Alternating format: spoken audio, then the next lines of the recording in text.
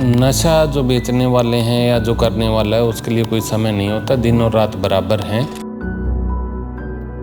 जो भी इस गलत कार्य को कर रहे हैं उनकी जगह सिर्फ सलाखों के पीछे है और उनको यही सलाह है कि वो इस कार्य को छोड़ दें, अन्यथा गंभीर परिणाम भुगतने पड़े। नशा एक बुरी बला है और इससे जीवन नष्ट हो सकता है। इससे अपने परिवार को, अपने समाज को, अपने देशवासियों को, सबको इससे दूर रहने की सबको समझाइश दें और जो इस बुराई को फैलाता है उसके खिलाफ सूचना दें ताकि हम उसके खिलाफ कुछ इसके अंदर केसेज मद्देनज़र आते हैं। उसके अंदर कई जगह पे दुकानों से, केमिस्ट की दुकानों से ये जो ओवर द काउंटर बेचा जा रहा है नशीली वस्तुओं को या दवाइयों को, उसके बारे में सभी केमिस्ट की जो दुकानें हैं उनकी मीटिंग बुलाई गई थी और उन सबको सख्त चेतावनी दी गई है।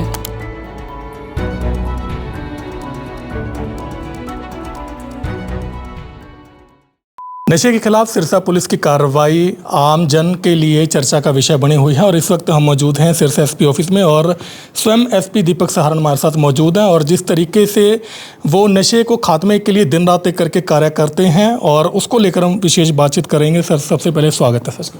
Thank you. सर, कैसे देख रहे हैं सिरसा का जो नशा बहुत ज़्यादा बढ़ता जा रहा है और आप भी लगातार तूफ़ानी दौरे कर रहे हैं, कैसे फीडबैक आपको मिल रही है? देखिए, सरकार और प्रशासन दोनों ही इस बारे में बहुत गंभीर हैं और नशे की समस्या को काबू किया भी गया है और आगे भी किया जाएगा। इसके अंदर हमारी 3 प्रोंग्ड स्ट्रेटजी है। पहला है जो नशा बेचता है उसके ऊपर सख्त कार्रवाई। दूसरा है इसके अंदर जो लोग एडिक्ट हैं उन लोगों का पुनर्वास तथा उनका नशे से छुटकारा।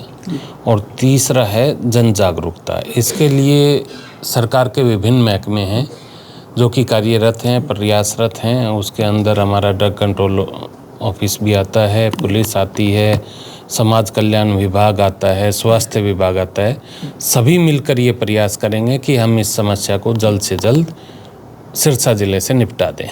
सर, लोगों को एक उम्मीद जगी है, जिस तरीके से आप एक्टिव मोड में दिखाई दे रहे हो, तूफ़ानी दौरे कर रहे हैं, जो आप समाज में जा रहे हो, तो किस तरीके की कार्रवाई की उम्मीद रखें जो लोगों का तो मेन नज़रिया यही है कि ये चीज़ फैले ना, जिसमें कि काफ़ी हद तक पहले भी बहुत अच्छा काम हुआ है, आगे भी ये चल ही रहा है।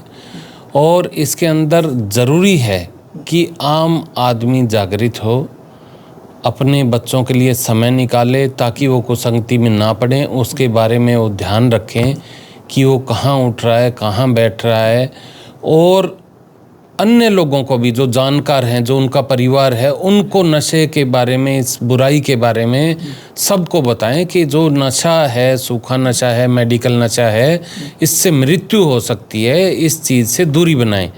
और इसके अंदर ये भी ज़रूरी है कि यदि कोई इस लत से परेशान है, कि कोई ग्रसित है, तो उसका इलाज कराएं। इसका इलाज पूर्णतया संभव है, लेकिन यदि इलाज नहीं कराएंगे तो फिर वो उसके गंभीर परिणाम होते हैं। सर, आपने ज्वाइनिंग पे जो कड़ा संदेश दिया था, उसके बाद सर किस तरीके से लग रहा है कि रणनीति कैसे तैयार करेंगे? एक चैलेंज है आपके लिए? जी, ये सभी ऑफिसर्स के लिए होता है। हर ज़िले की अपनी अपनी समस्याएं होती हैं और उसके तहत हमारी टीम पूरी तरह से प्रयासरत है। अन्य विभागों का साथ लिया जा रहा है और हम आशावान हैं कि हम सिरसा ज़िले में बहुत अच्छा कार्य करके दिखाएंगे। सर, कई महिलाओं को आड़ में लिया जाता है और आगे सर्दी का मौसम भी आ रहा है, जैसे फॉग आएगी, तो ऐसे में जो सराउंडिंग सीमाएं लगती हैं राजस्थान और पंजाब में, तो वो कैसे पुलिस पेट्रोलिंग करेगी, कैसे रात को भी काम कर रही है, कैसे वो बताएं? देखिए, नशा जो बेचने वाले हैं या जो करने वाला है उसके लिए कोई समय नहीं होता, दिन और रात बराबर हैं। और हमारी पुलिस की जो कार्रवाई है वो त्वरित तौर पे 24/7 चलती है। और इसके अंदर जो हमारी बॉर्डर एरिया हैं उनके ऊपर हमने विशेष नाके भी स्थापित किए हुए हैं। हमारी पेट्रोलिंग होती है और रात के टाइम स्पेशल चेकिंग भी होती है। जो वाहन, संदिग्ध वाहन होते हैं, उनकी तलाशी भी ली जाती है। और यदि कोई हमारे पास सूचना आती है, गुप्त सूचनाएं भी आती हैं, उनके ऊपर भी पुख्ता कार्रवाई की जाती है। साथ में ही जो हमारे पड़ोसी ज़िले हैं उनके साथ समन्वय बैठाकर और इसके बारे में जो अपराधी हमारे यहाँ पर हैं, जो उनके एरिया के वांटेड हैं या जो हमारे अपराधी हैं जो उनके वहाँ पे वांटेड हैं, उनके ऊपर आपस में तालमेल करके सख्त कार्रवाई की जा रही है। सर, जो इस धंधे में क्राइम में संलिप्त हैं उनकी अगर मुख्य सामाजिक लाने के लिए भी कोई अंडर ऑपरेशन चलाया जा रहा है? उन लोगों जो संलिप्त हैं, जो भी इस गलत कार्य को कर रहे हैं, उनकी जगह सिर्फ सलाखों के पीछे है और उनको यही सलाह है कि वो इस कार्य को छोड़ दें, अन्यथा गंभीर परिणाम भुगतने पड़ेंगे। कल सिंथेटिक नशा बहुत ज़्यादा पनप रहा है, उसको लेकर भी क्या प्लानिंग रहेगी?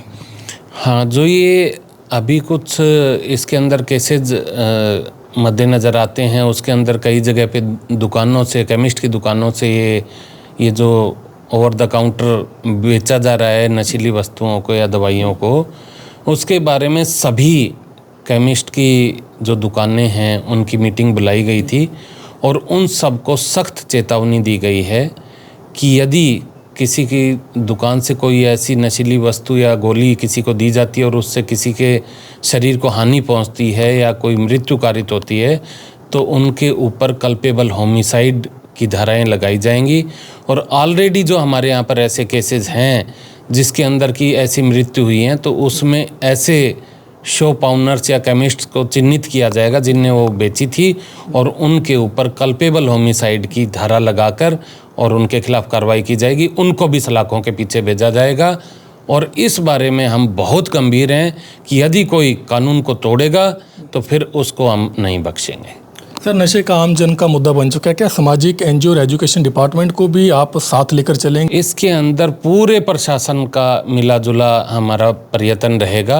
इसमें जितने भी हमारे विभाग हैं, कोई विभाग अछूता नहीं है, सभी का प्रयास चल रहा है, सभी की कोऑर्डिनेटेड एफर्ट्स चल रही हैं कि हमारे यहाँ पर नशा ना रहे। सर, आखिरी सवाल है, ऐसे लोगों के लिए संदेश आपका क्या रहेगा?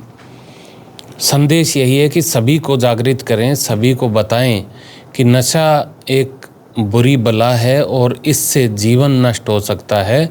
इससे अपने परिवार को, अपने समाज को, अपने देशवासियों को, सबको इससे दूर रहने की सबको समझाइश दें और जो इस बुराई को फैलाता है उसके खिलाफ सूचना दें ताकि हम उसके खिलाफ सख्त से सख्त कार्रवाई कर सकें। तो ये थे हमारे साथ दीपक सहारण, जो पुलिस अधीक्षक हैं सिरसा से। साफ तौर से जिस तरीके से सिरसा पुलिस नशे के खिलाफ दिन रात एक करके ऑपरेशन चला रही है, ऐसे में अब नशा तस्करों में भी हड़कंप है। आपको ये बातचीत हमारी कैसी लगी हमें कमेंट सेक्शन में ज़रूर बताएं और ज़्यादा से ज़्यादा इस वीडियो को लाइक कीजिए, शेयर कीजिए।